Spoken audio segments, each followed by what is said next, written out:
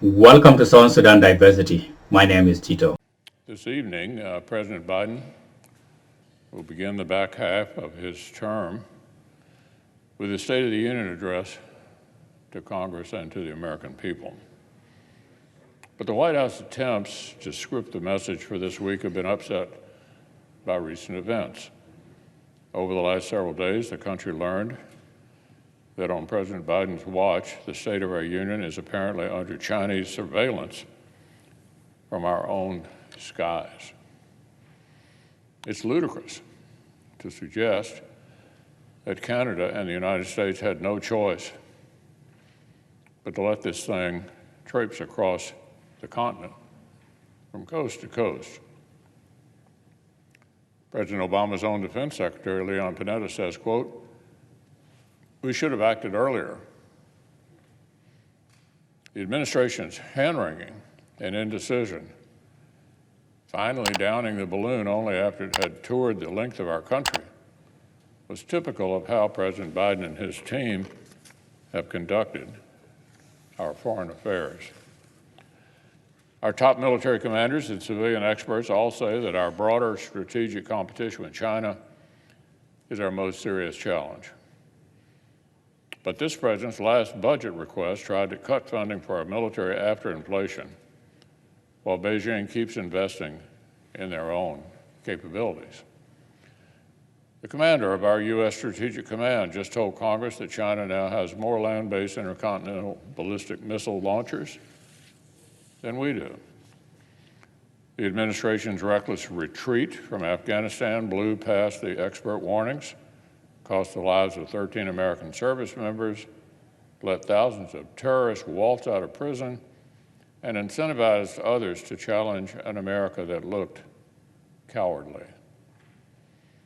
In hesitating, indecisive, self-deterred approach to helping Ukraine before Putin invaded, and the earliest days right afterwards left freedom's friends flat-footed and are making the subsequent fight more difficult than it ever had to be. And now the Biden administration has apparently pivoted from chasing another bad nuclear deal with Iran to trying to let terrorists out of Guantanamo Bay. These are just some of the reasons why 41% of Americans say the state of our union is weak, and only 13% say it's strong. Of course, this administration has also created problems for American families closer to home. A nationwide poll published last week revealed that just 16% of Americans say they're in a better financial situation today than they were 2 years ago when the president and his party assumed total control of government.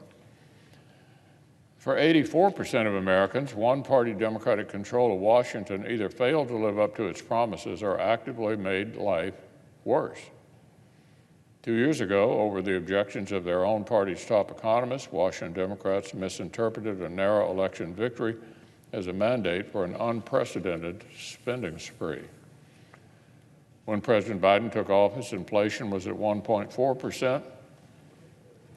From Inauguration Day to today, inflation's over 13%. Working families have seen grocery prices jump 18.6%, used car prices rise 26.2%, and energy prices soar by 33.9%. Millions of Americans have earned pay raises at work, but runaway inflation has left them with less purchasing power than before. Our southern border is in crisis, shattering all-time records for illegal immigrant apprehensions. Streets and neighborhoods are being swallowed up by violent crime.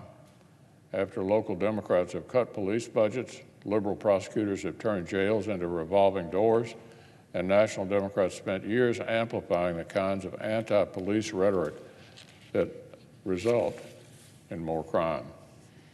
And President Biden is helping the radical left go on offense and bring a culture war to the doorsteps of normal American families. trying to squeeze Catholic hospitals and faith-based daycares out of business, trying to take school choice and curriculum transparency away from parents, and on and on and on. President Biden campaigned on being the adult in the room, but he's not even calling the shots in his own party. Over and over on issue after issue, this president has handed the car keys to the radical left and turned himself into a passenger. That's why working families across the country have voted for change. They elected a Republican majority in the House of Representatives to put the emergency brakes on runaway liberal spending.